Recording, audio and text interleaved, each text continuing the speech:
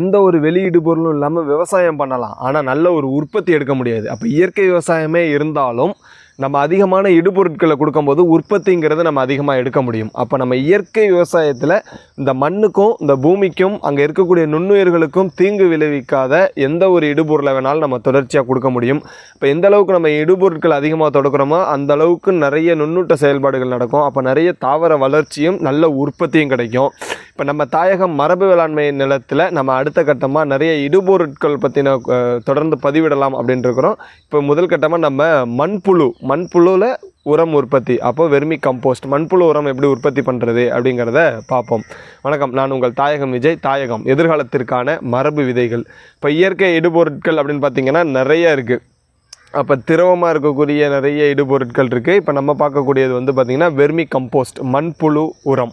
இந்த மண்புழு உரம் அப்படிங்கிறது தாவர வளர்ச்சியை ஊக்குவிக்கும். தாவரத்துக்கு தேவையான தாதுக்கள் ஏற்கனவே மண்புழுவால் செரிக்கப்பட்ட அந்த உரங்கள் கூடுதலாக நம்ம மண்புழு உரம் கொடுக்கும்போது அங்கே அதோடைய எச்சங்கள் மூலமாக நிறைய மண்புழுகளோட பெருக்கங்களும் நிறைய நடக்கும். இப்போ இது மூலமாக நம்ம எந்த விவசாயம் பண்ணாலுமே உற்பத்தி அதிகரிக்க முடியும். இப்போ இந்த மண்புழு உரத்தை என்னென்ன பயிருக்கு கொடுக்கலாம் அப்படிங்கிறதெல்லாம் கேள்வியே இல்லை. அனைத்து பயிர்களுக்குமே கொடுக்கலாம்.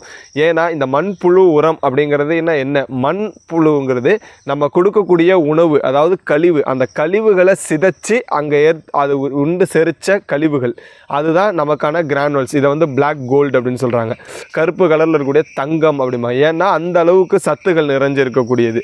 அப்போது சத்துக்களும் சரி, சத்துகள் உருவாக்குறதுக்கான தாதுக்களும் சரி, அது எல்லாமே இந்த மண்புழு உரத்தில் இருக்குது. அப்போ இந்த நம்ம மண்ணில் அதுதான் நடக்குது. அப்போ மண்ணில் இப்போ நம்ம என்ன குப்பைகள் போட்டாலும், இப்போ ஒரு வாழை விவசாயம் பண்ணுற ஒரு விவசாயி வாழைக்கு 3வது மாதம் உரம் கொடுக்குறேன் அப்படிம்பாரு. வாழைக்கெல்லாம் ஒரு உரம் கொடுக்கல, மண்ணில் இருக்கக்கூடிய நுண்ணுயிருக்கு உணவு கொடுக்குறாரு. அந்த உணவு தான் அங்கேருந்து போட்ட உடனே நமக்கான ரிசல்ட் தெரியுதா? தெரியலை. அப்போ 3 மாதம் ஆகும், 2 மாதம் ஆகும், 1 மாதம் ஆகுங்கிறாங்க. ஏன் அப்படின்னா நம்ம போட்ட அந்த குப்பைகளை அங்கே மண்ணிலிருந்து அந்த நமக்கான உணவு இருக்குன்னு கீழிருந்து பூமியை பொழந்துக்கிட்டு தொலையிட்டு மேலே மண்புழுக்கள் நிறைய நுண்ணூட்டங்கள் காரணிகள் மேலே உணவை சிதைக்கும். அதோடைய உணவை சாப்பிட்டு செரித்து அங்கே இருக்கக்கூடிய கழிவுகள் மூலமாக தான் தாவர வளர்ச்சிங்கிறது ஊக்குவிக்கப்படும். அதுதான் முன்னோர்கள் செஞ்ச வேளாண்மையாக இருந்தாலும் சரி, இப்போ நம்ம செஞ்சுட்டு இருக்கிற வேளாண்மையாலும் சரி தான் இயல்பாக நடந்துட்டு இருக்கிறது. இதை நம்ம முறைப்படி கடைபிடிக்கணும் அப்படின்னா, இன்றைக்கி எல்லார் வீட்லேயும் மாடு இருக்கா? எல்லோரும் வீட்டில் உணவு கொடுக்கறதுக்கு அப்படின்னு கேட்டால் ரொம்ப குறைவாக இருக்குது. அப்போது ஒரு வீட்டு தோட்டம், மாடி தோட்டம் ரொம்ப ஆர்வப்பட்டு இயற்கை விவசாயத்து மேலே ரொம்ப பிரியப்பட்டு வெளியில் இருக்கக்கூடிய சூழல் காரணமாக அவங்க ஒரு வேலைக்கு போகிறவங்க மாடி தோட்டத்துலேயோ வீட்டு தோட்டத்துலேயோ விவசாயம் பண்ணுறவங்கனால மாட்டு சாணத்தை, மக்கிய சாணத்தை வாங்கி போடுறதுல சிரமம் இருக்கும், மாடு வச்சு வளர்க்குறதுல சிரமம் இருக்கும். அப்போ அவங்களுக்கெல்லாம் இது ஒரு மிகப்பெரிய வரப்பிரசாதம் மாதிரி தான். அப்போ இந்த இடுபொருளை நேராக கொண்டுட்டு போய்ட்டு அவங்க தாவரத்துக்கு எந்த பூச்செடியாக இருக்கலாம், காய்கறியாக இருக்கலாம், மூலிகையாக இருக்கலாம், கிழங்குகளாக இருக்கலாம் கொடுத்தோம் அப்படின்னா நல்ல ஒரு வளர்ச்சியை எதிர்பார்க்க முடியும். அப்போ அவங்களுக்கெல்லாம் எங்கே இடுபொருள் கிடைக்கும் அப்படின்னா நிறைய இடங்களில் இப்போ இடுபொருட்கள் கிடைச்சிட்டு இருக்குது.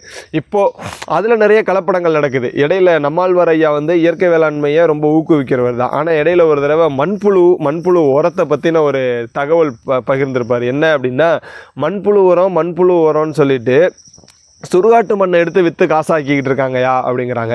அப்போது மண்புழு உரம் மேலே அதிகமாக விழிப்புணர்வு நிறைய மண்புழு உரத்தை காசாக்கி வாங்கும்போது அதை விற்கிறவங்க என்ன பண்ணுறாங்கன்னா நிறைய அதில் கலப்படங்கள் நடக்குது.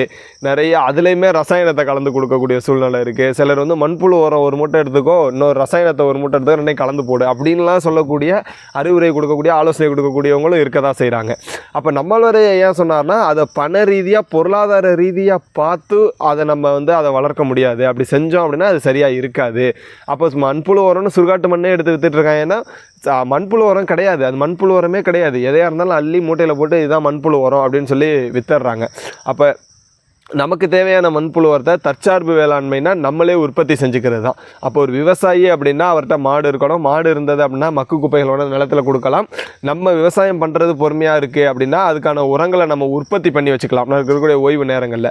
அப்போ நம்ம லிக்யூடாக தயாரிக்கக்கூடிய நிறைய இயற்கை இடுபொருட்கள் இருக்குது. அந்த இயற்கை இடுபொருட்களை அடுத்தடுத்த காணொலிகளில் பொறுமையாக செய்முறை பயன்களோட விளக்கத்தோடு பார்ப்போம்.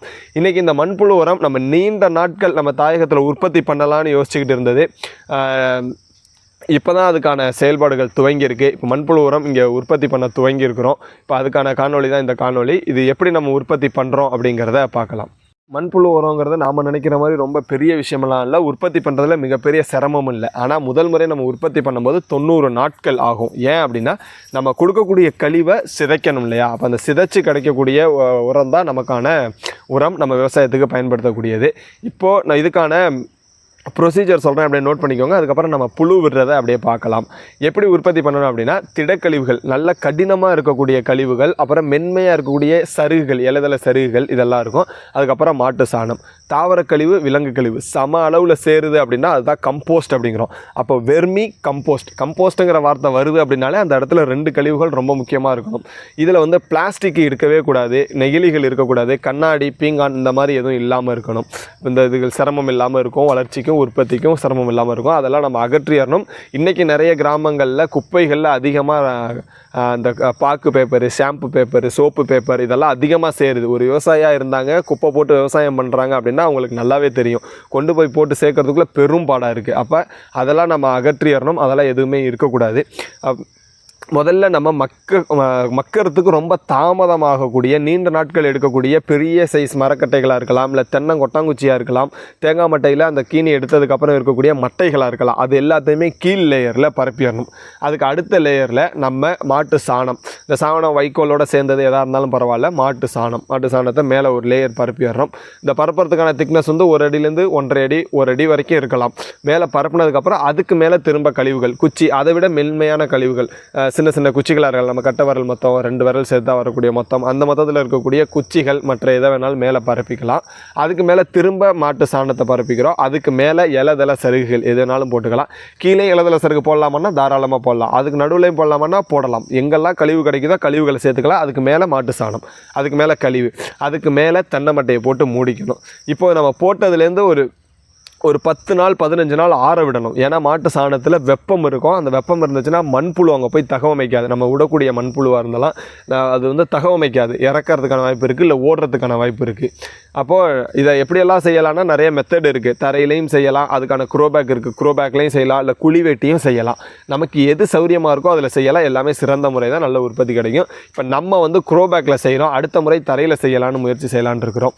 இப்போ நம்ம க்ரோபேக்கில் தான் செய்ய போகிறோம். அப்போ இந்த மெத்தடில் வந்து நம்ம ஃபுல்லாத்துக்கும் மேலே பரப்பிட்டு அதுக்கு மேலே மண்புழு, இந்த மண்புழுங்கிறது ஏற்கனவே உற்பத்தி பண்ணுறவங்கள்ட்ட வாங்கலாம், இல்லை மண்புழு நம்ம வெர்மி கம்போஸ்ட் அந்த கடை மாதிரி வச்சு விற்பனை செய்வாங்க இல்லையா, அவங்கக்கிட்ட போய் கேட்டோம்னா கூட, யார் உற்பத்தி பண்ணுறாங்களோ அவங்கக்கிட்ட கேட்டோம்னா மண்புழுவை முன்னாடி சொல்லி வச்சோம்னா பிடிச்சி கொடுப்பாங்க நமக்காக.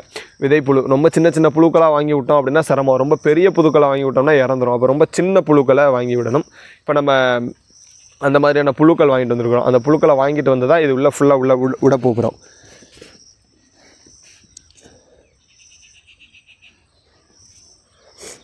இப்போ இது பார்த்திங்கன்னா பெரிய புழு.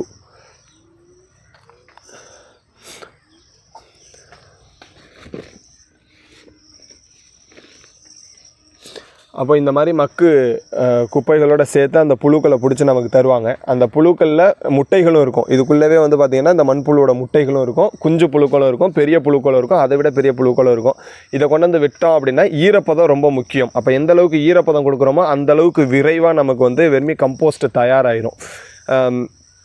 அப்போது டெய்லியும் ஒரு நாள் விட்டு ஒரு நாள், இல்லைனா டெய்லியும் கூட காலையில் நம்ம அந்த இடத்த வெட் பண்ணணும். அப்போ நிறைய தண்ணி கொடுக்கக்கூடாது. சில மண்புழு உற்பத்தியாளர்கள் என்ன பண்ணுறாங்கன்னா அதிகமாக தண்ணி கொடுக்குறாங்க. என்ன காரணம் அப்படின்னா இதுலேருந்து ஹியூமஸ் வரும், ஹியூமிக் வரும், அதை பிடிச்சி தனியாக ஹியூமிக் அப்படின்னு சொல்லிட்டு, ஹியூமிக் ஆசிட் அப்படின்னு சொல்லிட்டு விற்பனை செய்கிறாங்க. அப்போ ஹியூமிக் அமிலம்னு சொல்லி, அப்போ அந்த மாதிரி இல்லாமல் அது ஈரப்பதம், நினைகிற அளவுக்கான ஈரப்பதம், இந்த மண்புழு அங்கே தகவமைக்கணும் இல்லையா, அப்போ நினைகிற அளவுக்கான ஈரப்பதம் கொடுத்தோம் அப்படின்னா நல்ல ஒரு உற்பத்தி எடுக்க முடியும். இப்போ இதிலே புழுக்கள் நிறைய, எவ்வளோக்கு எவ்வளோ குஞ்சு புழுக்கள் விடுறோமோ அவ்வளோக்கு அவ்வளோ ரொம்ப நல்லது. ஏன்னா அவ்வளோக்கு அவ்வளோ நமக்கு ஈல்டு நல்லாயிருக்கும், ரொம்ப விரைவாக வளரும், சீக்கிரம் கழிவுகளை சிதைக்கும். அப்போது 90 நாட்கள் மேலே வர அதுக்கப்புறம் 60 நாட்களுக்கு மேலேருந்து கீழ் வரைக்கும் சாப்பிட்டுக்கிட்டு போகும். கீழே போட்ட திடக்கழிவுகளில் போய் தங்கிக்கும். மேலே வெப்பம் இருக்குது அப்படின்னா கீழே போய் தங்கிக்கும். இப்போ எந்த அளவுக்கு டார்க்னஸ் இருக்கோ அந்த அளவுக்கு சீக்கிரமாக உற்பத்தி ஆகும். இப்போ தென்னை மட்டைகளை போட்டு மூடிக்கணும், நிழலான பகுதியாக இருக்கணும், குளிர்ச்சியாக இருக்கிறது ரொம்ப ரொம்ப நல்லது. அப்போ இந்த புழுக்களை நம்ம பார்க்க முடியும்.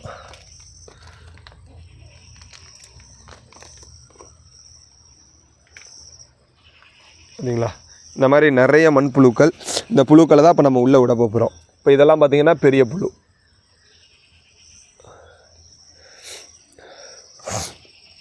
இப்போ இப்போ இந்த புழுக்களை நம்ம பெட்டில் விடுவோம். அது எப்படி விடுறது அப்படின்னா, அந்த அந்த நம்ம போட்டிருக்கிற அந்த பரப்பளவு எந்த அளவுக்கு இருக்கோ எல்லா இடத்துலையும் பரப்பி விடணும். அப்போ விடுற இடத்துல அது கீழே போய் தங்கிக்கும். திரும்ப மேலே வந்து நம்ம இல்லாத நேரங்கள்லையும் டார்க்காக இருக்கக்கூடிய இருட்டு நேரங்களில் அதிகமாக கழிவுகளை சிதைக்க தொடங்கிடும்.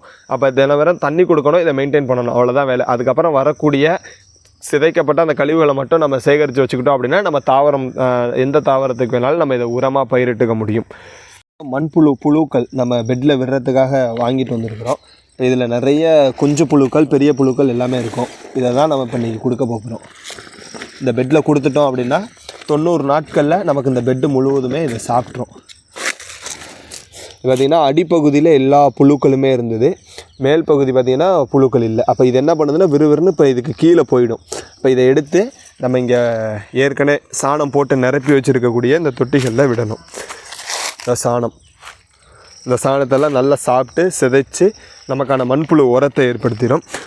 இந்த மாதிரியான ஒரு 8க்கு 4ங்கக்கூடிய இந்த சைஸுக்கு வந்து பார்த்திங்கன்னா ஒரு பெட்டுக்கு 2 கிலோ மண்புழு உரம் கொடுக்கணும். மண்புழுக்களோட இப்படி கொடுத்தோம் அப்படின்னா நல்லாயிருக்கும். ஈரம் பண்ணிடணும். இந்த மாதிரி தென்னை ஓலைகளை வச்சு மேலே மூடிக்கணும். இப்போ நம்ம தென்னை ஓலை போட்டு மூடிருக்கோம் பார்த்திங்களா, இந்த அளவுக்கு தென்னை ஓலைகள் போட்டு சுத்தமாக மூடிட்டோம் அப்படின்னா நல்ல ஒரு ரிசல்ட்டு கிடைக்கும் நமக்கு. அப்போ அதிகமாக வெயில் படக்கூடாது. வெயில் பட்டுச்சு அப்படின்னா புழுக்கள் பாதிக்கப்படும். இப்போ பார்த்திங்கன்னா எல்லா புழுவும் கீழே உள்ளே ஓடிடுச்சு. நம்ம இங்கே பார்த்த புழுக்கள் எல்லாம் விரைஞ்சி கீழே போயிடுச்சு. அப்போ இதை அப்படியே பெரட்டணும் அப்படின்னா உள்ளே ஃபுல்லாக புழுக்கள் இருக்கும். எல்லாமே புழுக்கள். இந்த புழுக்களை எடுத்து நம்ம அழகாக இந்த பெட்டில் இப்படி விடணும்.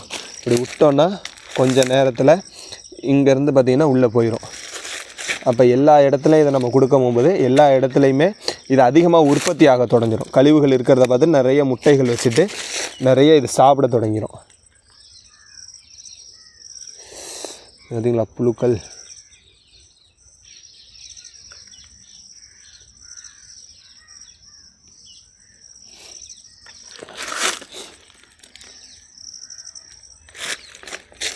கொஞ்ச நேரத்தில் இந்த பெட்டு பூரா நம்ம விட்டுட்டோம் அப்படின்னா எல்லா இடமும் இளைஞ்சு உள்ளே கீழே போயிடும்.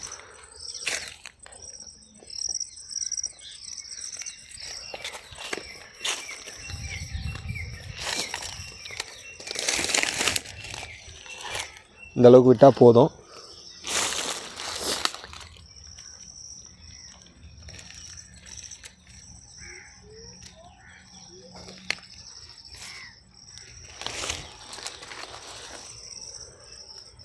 கொடுத்தோன்னா விரைவாக என்ன பண்ணுன்னா இது சாணத்துக்கு உள்ளது போகிறதுக்கான வேலைகளை செய்ய ஆரம்பிச்சிடும். இப்போ இந்த இடத்துலலாம் பார்த்திங்கன்னா உள்ளே போக ஆரம்பிச்சிருச்சு கொஞ்சம் கொஞ்சமாக.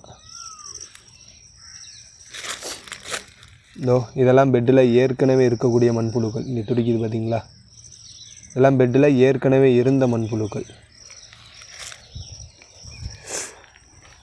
இந்த மாதிரி பெட்டில் அனைத்து பகுதிகள்லையுமே மண்புழுவை விட்டுட்டோம் அப்படின்னா மண்புழு அப்படியே பரவ ஆரம்பிச்சிடும். பரவி காலையில் வந்து நம்ம பார்க்கும்போதே தெரியும் மேலே சாப்பிட ஆரம்பிச்சிடும். மேலெல்லாம் பார்த்திங்கன்னா அப்படியே கிரானுவலாக இருக்கும். இப்போ தரமான மண்புழு தயாராகிடுச்சு அப்படின்னா பிடிச்சி பார்த்தோம் அப்படின்னா கையில் பிசுன்னு ஒட்டக்கூடாது. இப்போ இங்கே இந்த இடம்லாம் பார்த்திங்கன்னா சாணம் பிசுன்னு ஒட்டியிருக்கும்.